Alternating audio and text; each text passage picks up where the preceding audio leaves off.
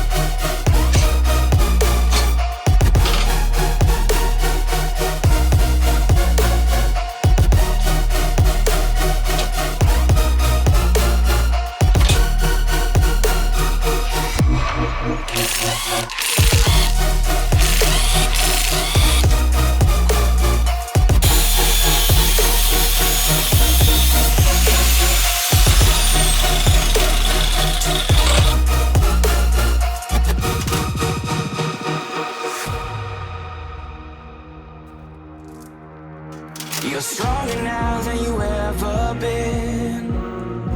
You gotta leave now, it's time to catch the wind. You will climb up high and look through the clouds. And when you're feeling low, I know you'll bounce back. Oh, and just remember, I will be there for you, baby. Remember, there's nothing out there to get you, don't forget it. Those lemons, just call me. Just call me. Just call me.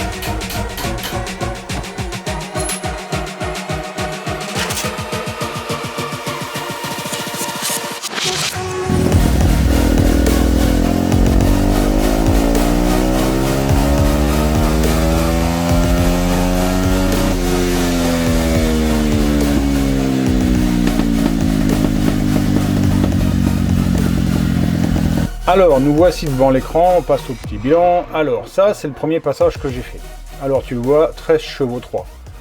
On va s'intéresser jusqu'ici. Après, là où ça tombe et ça remonte, ça ne nous intéresse pas du tout. Alors, après, ce que j'ai fait, c'est que je me suis rendu compte, juste avant de changer le kitchen, que ma roue était un petit peu freinée par le frein. Non pas par les pistons, mais par les coulisseaux, en fait. L'étrier coulissait un peu mal, et donc ça me générait un frottement. Tu le vois, j'ai nettoyé, en fait, l'étrier, j'ai regraissé les coulisseaux, et tout de suite, j'ai eu un gain. Un gain qui est pas négligeable, hein. Je passe de 13,3 à 13,6, hein, tu le vois, donc c'est quand même intéressant, et ça te met sur une piste qu'il faut quand même faire toujours attention un peu à tout l'environnement autour du moteur, notamment des roues, etc. hein.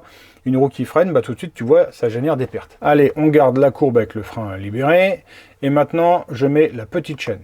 Boum. Alors, qu'est-ce qu'on voit? Ça accélère beaucoup plus fort, il n'y a pas de problème, hein. 0,3 en plus partout, 0,3, 0,4, ça dépend des endroits. En haut, c'est pareil, et il en manque un tout petit peu en haut. Alors pourquoi il en manque? Ça, c'est dû en fait à un manque d'inertie. Forcément, on a moins de masse en mouvement, donc on a moins d'inertie. Alors là, pour pallier à ça, après, il faut retravailler un peu éventuellement sur l'avance, sur la carburation, bref, il faudrait tourner. C'est pas l'objet du jour. Mais là, ce qu'on voit, c'est quand même qu'on a un bon gain sur 90% de la courbe, on va dire. Alors, tu l'as vu à l'écran, en puissance, la différence n'est pas énorme, mais ça peut quand même faire la différence. Alors, en utilisation, loisir, bon, la chaîne d'origine, elle aurait fait très bien le job, il n'y a pas de souci là-dessus. En revanche, en compétition, 25 Power TGO ou autre, là, effectivement, 0.3, 0.4, normalement, tu craches pas dessus, c'est toujours bon à prendre. Voilà, c'était une courte vidéo, j'espère qu'elle vous aura plu. Je vous souhaite de passer une bonne soirée, on se retrouve bientôt pour une prochaine vidéo.